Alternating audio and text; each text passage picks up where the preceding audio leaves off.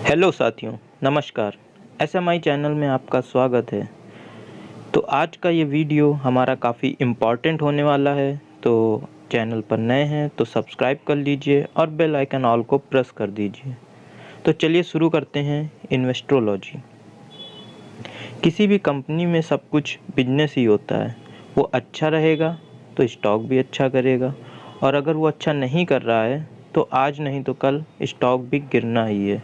But अच्छा करने वाला स्टॉक भी एक समय के बाद स्लो हो जाता है, मतलब उसका सैचुरेशन पॉइंट आ जाता है। बट बहुत से लोग तभी उसमें निवेश करते हैं, सोचते हैं अभी यहाँ से और भागेगा, क्योंकि भागने वाला स्टॉक तो सभी को अट्रैक्टिव लगता है, भले ही वो कितना भी ओवर वैल्यूड ना हो जाए। और उसके बाद जब वो कंसोलिडेट करता है तो काफ़ी समय तक लोग उसमें खुद को फंसा हुआ महसूस करते हैं। तो मार्केट में ऐसी बहुत सी कंपनीज हैं जिनके बिजनेस बहुत ही शानदार हैं, बट किसी भी बिजनेस में सबसे इम्पॉर्टेंट चीज़ क्या होती है? उसकी ग्रोथ। जी हाँ, ग्रोथ ही सबसे ज़्यादा इम्पॉर्टेंट वर्ड है। इसीलिए तो सभी कंपनीज फ्यूचर ओरिएंटेड बिजनेस में एंटर कर रही हैं, क्योंकि वहाँ ग्रोथ अपॉर्चुनिटी बहुत ही ज़्यादा होती है।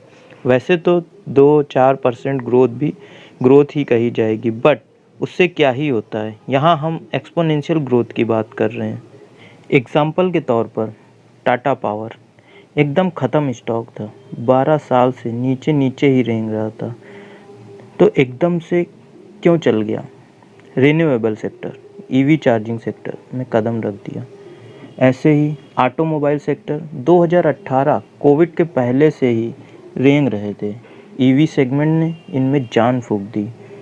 वो चाहे टू व्हीलर सेगमेंट के टीवीएस बजाज हों या फोर व्हीलर सेगमेंट के टाटा मोटर्स।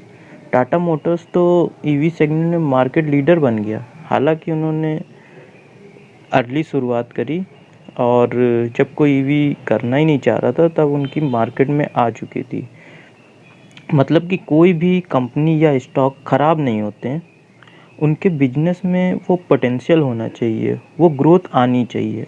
अगर ग्रोथ ही नहीं होगी, वो डिमांड ही नहीं आएगी, तो अच्छी से अच्छी कंपनी भी क्या ही रिटर्न देगी।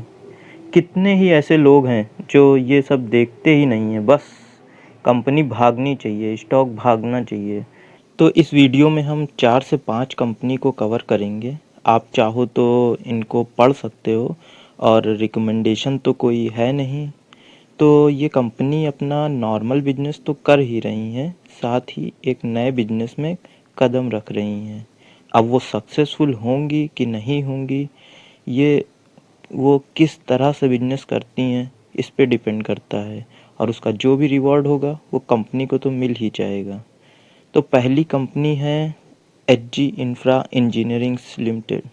जी हाँ, इंफ्रा सेक्टर की शानदार कंपनी है, काफ़ी मेट्रो प्रोजेक्ट कर चुकी है, और अब ये किस में एंट्री कर रही है? ग्रीन हाइड्रोजन सेगमेंट में एंट्री कर रही है। तो इन्वेस्टमेंट की जर्नी में बिजनेस से रिलेटेड जानकारी होना बहुत ज़रूरी है। उसी के साथ साथ इसने बैटरी स्टोरेज में भी एंट्री की थी, और गुजरात की ओर से इनको ऑर्डर भी मिल गया। ऑर्डर भी मिलना बहुत ज़रूरी होता है। इंफ्रा से रिलेटेड ही इसका काम है।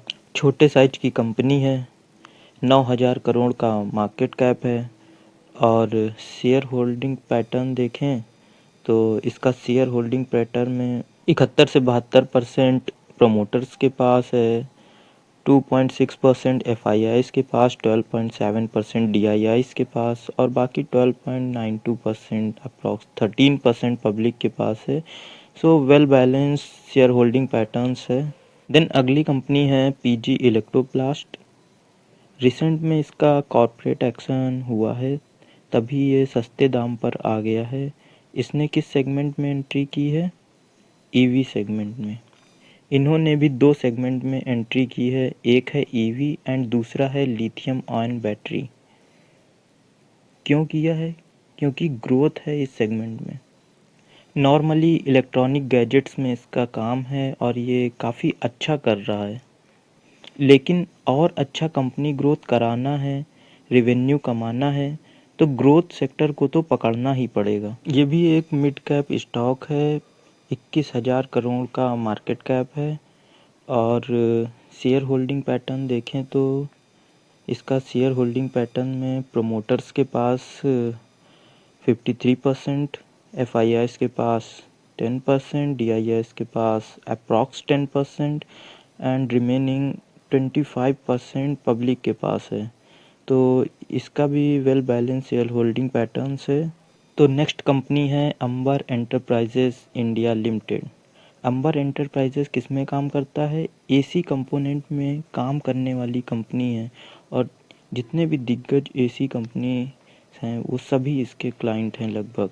तो अंबर एंटरप्राइज ने किस में एंट्री की? तो 2000 करोड़ के साथ इसने प्रिंटेड सर्किट बोर्ड पीसीबी में एंटर कर रहा है।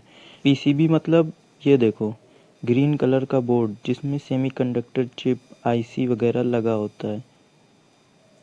हमारे देश की प्रॉब्लम क्या है कि पीसीबी हमें इंपोर्ट करके बाहर से मंगाने पड़ते हैं, इतना बड़ा मार्केट होने के बावजूद भी।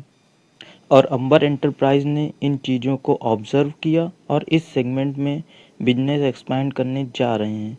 अब वो सक्सेस होंगे कि नहीं होंगे, वो कैसा बिजनेस करते हैं इस बात पर निर्भर करता है।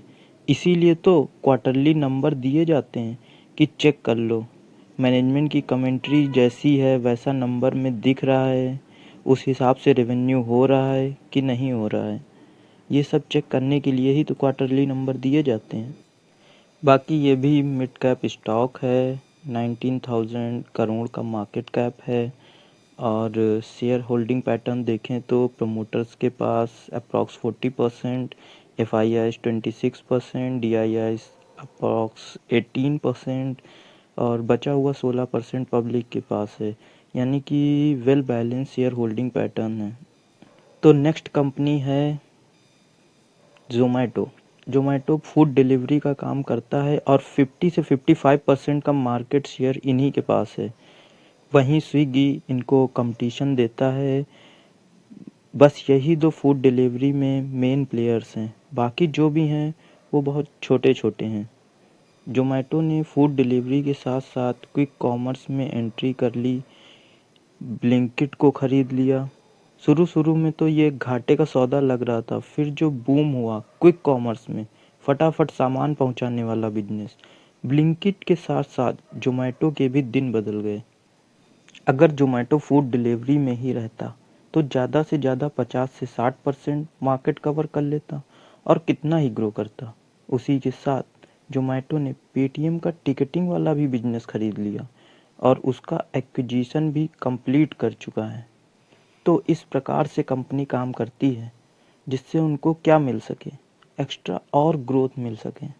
वैसे ज़ोमैटो बीएससी सेंसेक्स का भी पार्ट बनने वाला है, बस कुछ ही दिनों में उसको उसमें एंट्री भी मिल जाएगी।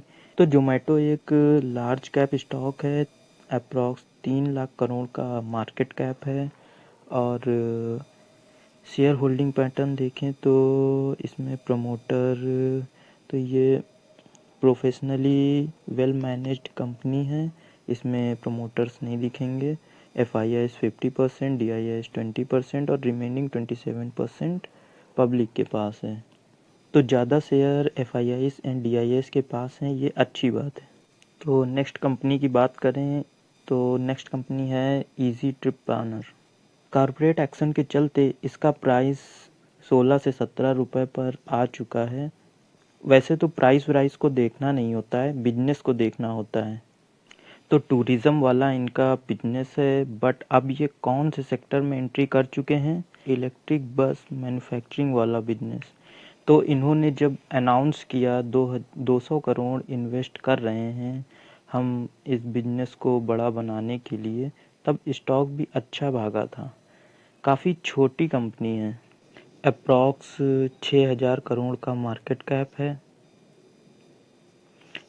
शेयर होल्डिंग पैटर्न देखें तो 50% प्रमोटर्स के पास है, एफआईआईस डीआईआईस ज़्यादा इंटरेस्टेड नहीं है, 2% है और बाकी 44% पब्लिक के पास है। तो आप चाहो तो इन सभी कंपनीज़ को स्टडी कर सकते हैं। अगेन कह रहा हूँ, कोई रिकमेंडेशन नहीं है, ऐसे आपको और भी बहुत से स्टॉक मिल जाएंगे। मार्केट में सिर्फ 2-4 स्टॉक्स ही नहीं होते हैं जो अच्छा करेंगे, बस आपको बिजनेस पर नज़र रखनी होती है। बाकी आज का वीडियो अगर अच्छा लगा है तो एक लाइक ज़रूर करें, और अगर सब्सक्राइब नहीं किया है तो सब्सक्राइब कर लीजिए। चलिए मिलते हैं अपनी नेक्स्ट वीडियो में। जय हिंद।